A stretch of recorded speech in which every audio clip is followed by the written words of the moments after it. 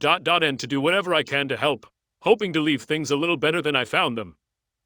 Shocking news is now coming out of Buckingham Palace, with King Charles and Queen Camilla at the center. According to palace insiders, their marriage is undergoing its biggest crisis yet. With Charles reportedly moving toward divorce after a series of troubling events, tensions within the palace are escalating, and the future of the monarchy may be at stake. What really happened behind those palace walls, and how could it impact the crown? The fallout between Camilla and Charles didn't originate from the media, as many would have expected. Instead, it quietly leaked from within the palace. Sources close to the royal household revealed that the tension between the king and queen has reached an unexpected and alarming peak. To understand how things reached this point, it's essential to look back at how it all began, particularly the complicated relationship between Charles, Diana, and Camilla. In July 1981, the world watched the grand wedding of Prince Charles and Lady Diana Spencer. Broadcast globally, it was portrayed as a real-life fairy tale. Diana, just 20 at the time, looked every bit the princess, while Charles, age 32, was stepping into his royal role. But beneath the polished exterior, trouble already brewed. Even before marrying Diana, Charles had maintained a deep connection with Camilla Parker Bowles. Their relationship dated back to the early 1970s, and although Camilla married Andrew Parker Bowles in 1973, her bond with Charles never truly ended. Princess Diana would later admit that there were always three people in her marriage. From early on, she sensed that Charles's heart belonged to someone else. By the mid-1980s, the fractures in their relationship had become increasingly visible. Diana felt isolated and burdened by royal expectations, often feeling overshadowed by Charles's closeness to Camilla. Meanwhile, Charles appeared emotionally distant and unhappy with the image he was expected to maintain. Behind palace doors, tension and arguments became common. Though the couple continued with public appearances and fulfilled their royal duties together, those close to them knew the truth. Their marriage was far from the fairy tale the public believed in. Everything took a dramatic turn in 1993 with the release of the now infamous Camillagate tapes. These recordings captured a private and deeply personal conversation between Charles and Camilla from 1989. Once leaked, remarks caused a national uproar. When the transcripts hit the newspapers, scandal shook the monarchy and changed public perception forever. Suspicion toward Charles grew rapidly, and public opinion shifted heavily against him. Diana, meanwhile, gained widespread sympathy. She wasn't just seen as a wronged wife, she became a symbol of grace and resilience.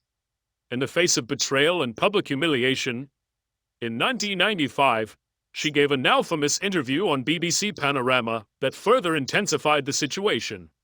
Speaking with a raw honesty rarely seen from a royal, Diana admitted that her marriage had failed largely due to Charles's ongoing relationship with Camilla. Her words sent shockwaves across the world and inflicted even more damage on the monarchy's already bruised image. By December 1992, Prime Minister John Major stood before Parliament to announce that Charles and Diana had officially separated. Their divorce was finalized in 1996, ending a painful and very public chapter filled with tension, betrayal, and heartbreak. Even after leaving the royal family, Diana emerged stronger, redefining her role as a global humanitarian. She dedicated herself to causes others avoided, like HIV/AIDS awareness and the campaign to ban landmines. She also focused on raising Prince William and Prince Harry with as much normalcy as possible. Despite the relentless media attention, then tragedy struck in August 1997. Diana died in a car crash in Paris at just 36 years old. The news stunned the world. Streets in London overflowed with mourners, flowers piled outside royal residences, and her funeral was broadcast globally. Diana became forever remembered as the People's Princess, a title that captured the deep love the public had for her. After her death, Charles faced the difficult task of salvaging his public image. Camilla, once his longtime companion, was widely blamed for the collapse of his marriage and for much of Diana's suffering. Public resentment toward Camilla was intense. For years, she kept a low profile, steering clear of public appearances. Slowly, however, attitudes began to shift. Charles continued performing his royal duties and gradually brought Camilla into the spotlight. She took on charity work of her own and remained respectful, never trying to compete with or overshadow Diana's legacy. Over time, the public began to view her with less hostility. In 2005, against many expectations, Charles and Camilla were married. The ceremony was modest as civil service, followed by a religious blessing at St. George's Chapel in Windsor. Even Queen Elizabeth II chose not to attend the civil wedding, a quiet sign of the royal family's discomfort, though she later gave her support under pressure from Charles. Camilla adopted the title Duchess of Cornwall, consciously avoiding the title Princess of Wales, which remained deeply tied to Diana in the public's heart. Their marriage marked a significant turning point. For the first time, Charles and Camilla could openly be together. But Diana's memory never faded from public consciousness. That memory lingered even more when, in September 2022, Queen Elizabeth II passed away at the age of 96, after an extraordinary 70-year reign. Charles ascended the throne as King Charles III, with Camilla by his side as queen consort. It was a moment he had prepared for his entire life, though it came with emotional weight. Many people still believe that in spirit Diana should have been queen. While Camilla was more accepted than she had been in the past, criticism and divided opinions persisted. Shortly after the coronation, another storm approached. In February 2024, Buckingham Palace made an unexpected and unsettling announcement. Charles had been diagnosed with cancer following a routine medical procedure. While the palace didn't specify the type, it confirmed that treatment had begun, and Charles would step back from certain public duties. The nation was stunned. After decades of waiting to become king, Charles now faced a life-threatening illness just 2 years into his reign.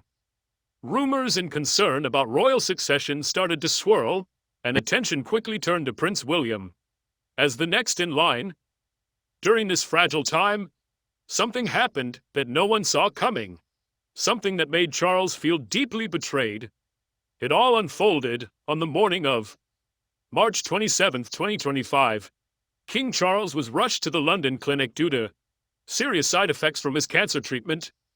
The atmosphere was tense as doctors acted swiftly, and the royal security team secured the building. News of the emergency spread rapidly. Within hours, members of the royal family began arriving at the hospital. Prince William and Catherine, Princess of Wales, came first. Princess Anne followed quickly, her usual composed demeanor replaced by visible worry. Prince Edward and his wife Sophie also arrived, completing the gathering of senior royals. They all waited anxiously, but one person was notably absent: Queen Camilla. As Charles's wife, many expected Camilla to be the first at his side. But as the hours passed and her absence continued, it became a glaring concern. William, clearly unsettled, eventually pulled out his phone. He scrolled through his contacts and called Camilla, but the call on speaker so the room could hear. His voice was sharp as he asked, "Why are you not here, Ma?" After several rings, Camilla finally answered. Her response was brief and cold. "I was busy," she said. "I couldn't make it, but I'll be there in the evening." The room fell silent. No one could believe what they'd just heard. Anne, never one to hide her feelings, broke the silence. "Busy? How can she be busy when her husband is in a hospital bed?" Her tone was biting. William, still holding the phone, looked shocked. Catherine leaned over and whispered that something didn't feel right. Edward, usually the most reserved of the group, spoke quietly but firmly. "It's not about schedules today. It's his family. The king needs her here." The mood in the room turned tense. What Camilla had said didn't sit well with anyone. Anne was furious, pressing the point again. There was no reasonable excuse for her not to be there unless she simply didn't care. But before the argument could continue, a voice came from the hospital bed. Charles, weak but lucid, spoke up. "I trust her," he said. "If she is busy, then it must be something very important. Leave it at that." His words quieted the room. No one responded, though the unease among them remained. William exchanged a glance with Catherine and Anne crossed her arms, clearly unconvinced. Charles's loyalty to Camilla in that moment only deepened the confusion surrounding her absence. That evening, Camilla finally arrived at the hospital. The moment she stepped through the entrance, heads turned. She was dressed with a dark coat, a silk scarf, her face composed but unreadable. Whispers followed her as she made her way through the hospital. When she entered the room, the tension was still heavy. All eyes focused on her. Anne, calm but firm, was the first to speak. "Why were you not here this morning?" she asked. Camilla paused before answering. Paused at the doorway, standing still for several seconds before answering.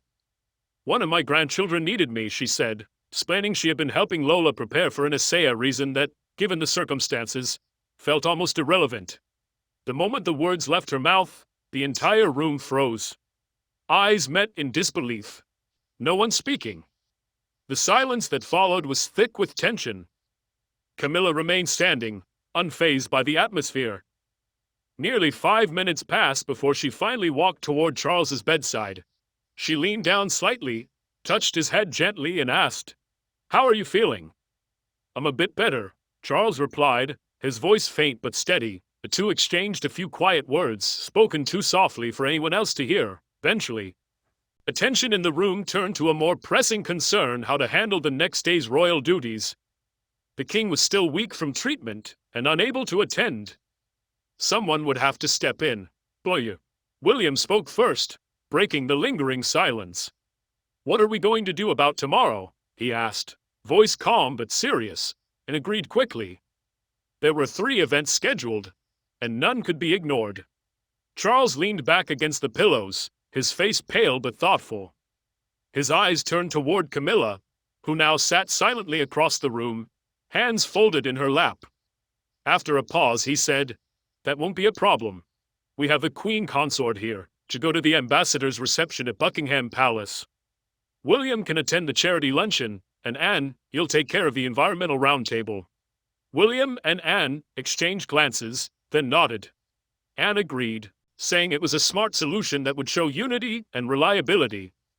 But just as the plan began to settle, Camilla lifted her head. Her expression was calm, distant. Then she spoke words that made the entire room still again. "I don't think that will be possible," she said flatly. "I'm busy. In fact, I'll be leaving soon." Charles looked at her stunned. "What?" His voice cracked. "What do you mean busy? What could be more important than your role? As Queen Consortist, especially when I'm unwell?" Camilla crossed one leg over the other and replied without flinching, "I promised Lola I'd help with her essay. It comes first right now." Anne shot forward in her chair, her frustration no longer hidden. "Bigger than a sick king's order," she said sharply.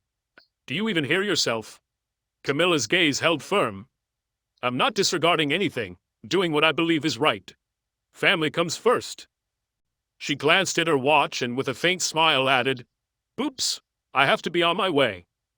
Without waiting for another word, she stood, adjusted her coat, and walked out of the hospital room without so much as a glance back.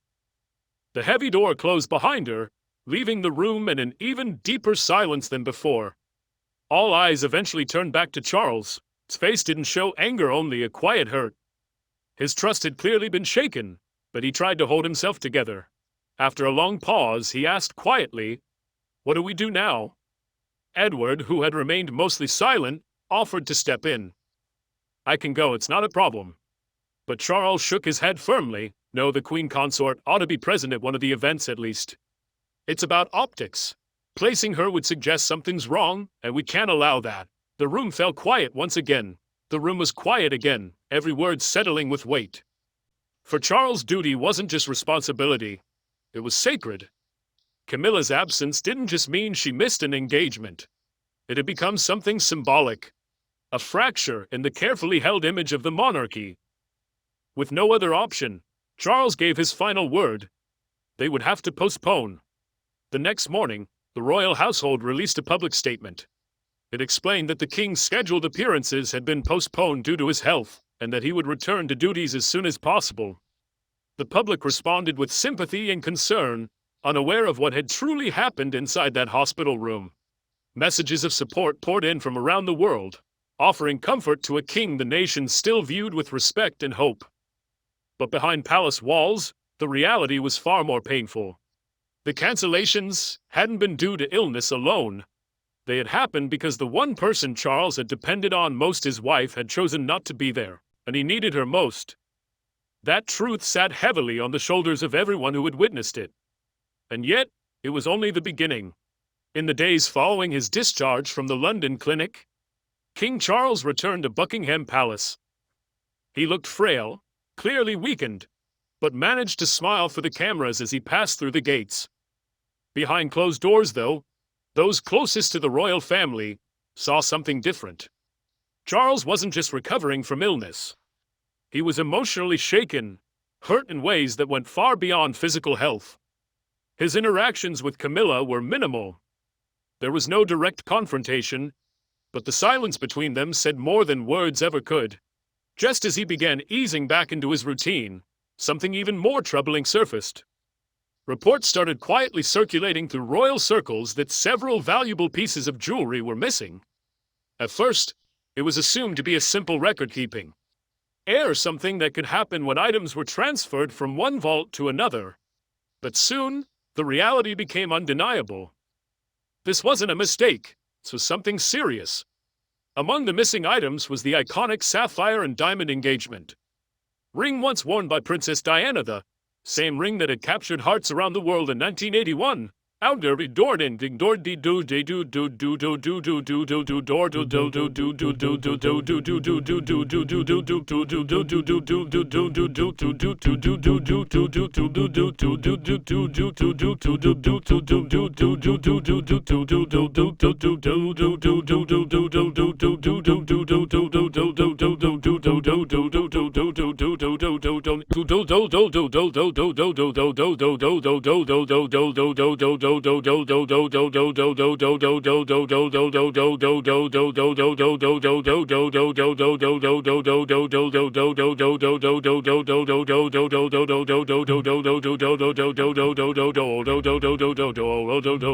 all I get to sell for where that sideway row go.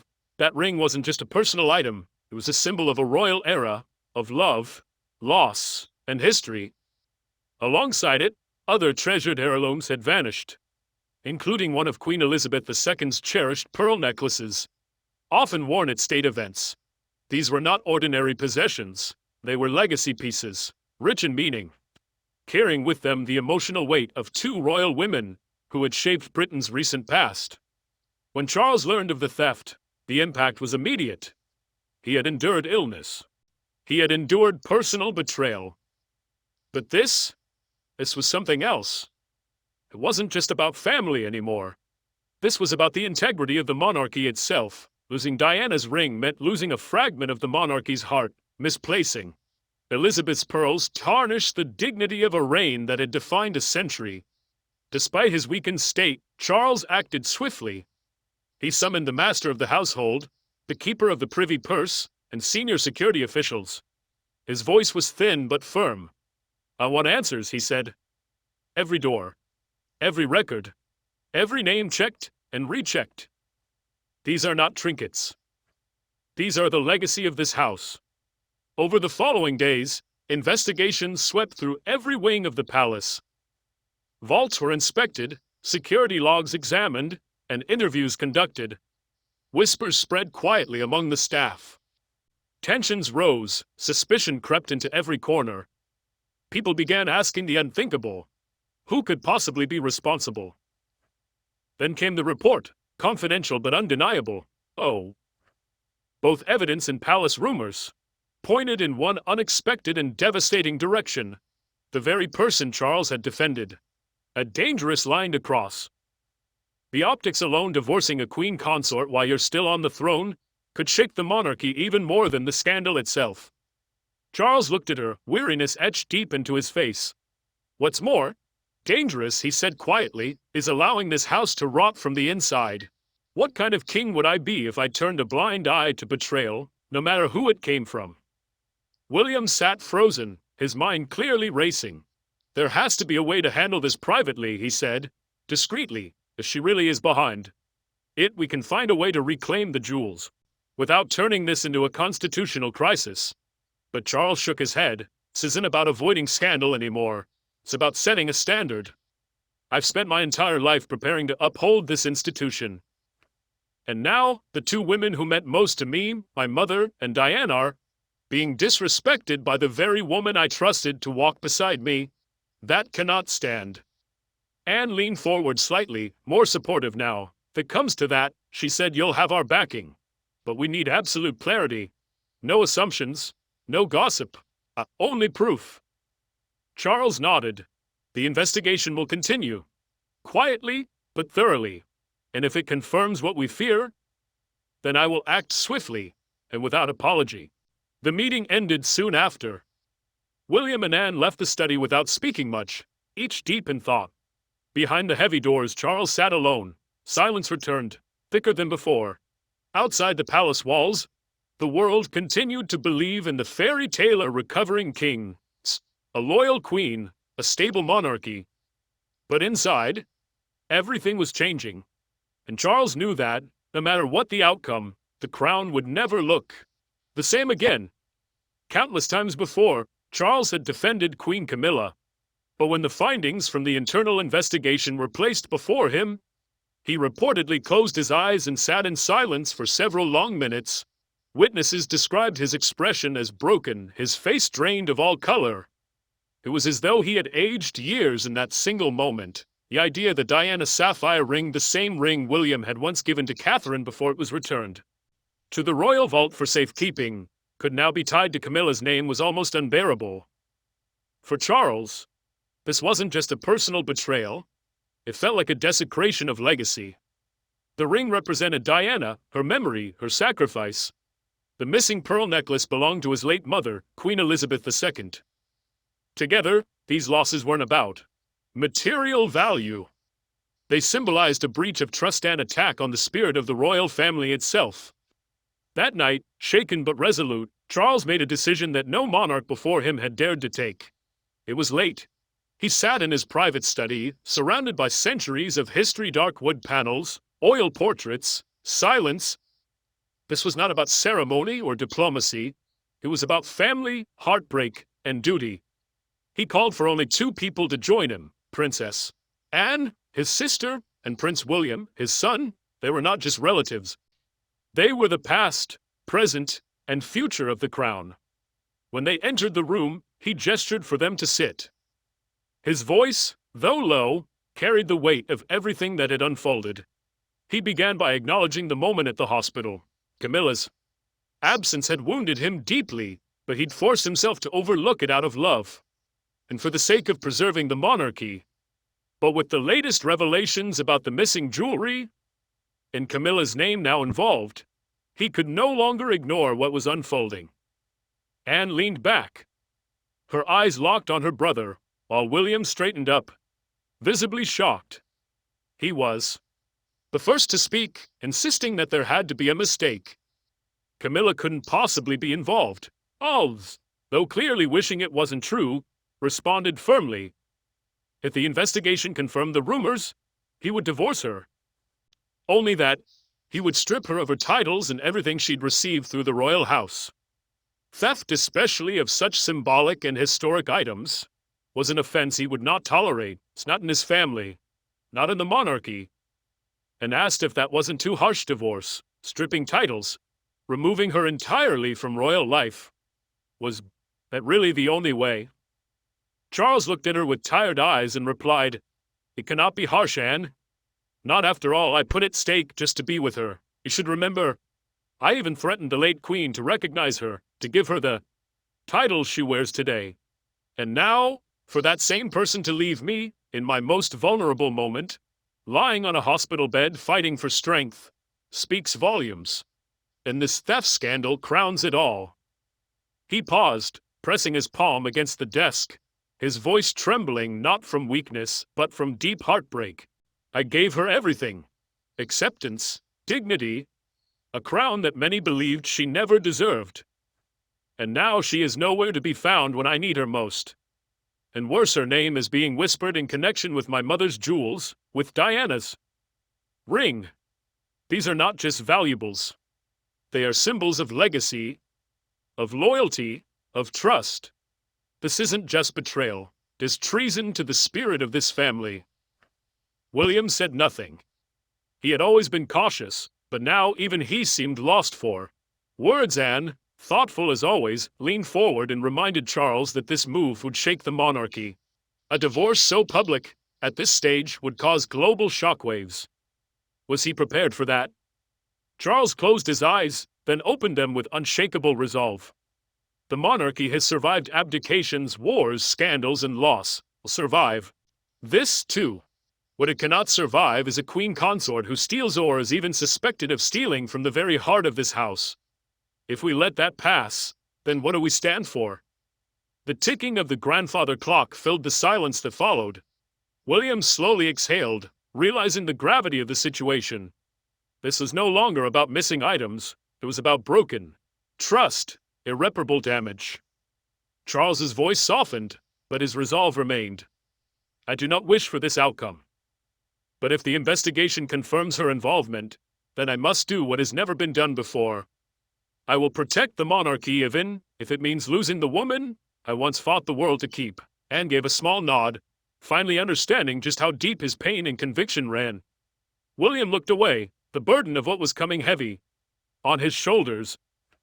And in that quiet room, history began to shift. The king had drawn his line. If the suspicions proved true, the monarchy would face a storm like none before, because sometimes, when trust is broken beyond repair, even a crown cannot protect a wounded heart.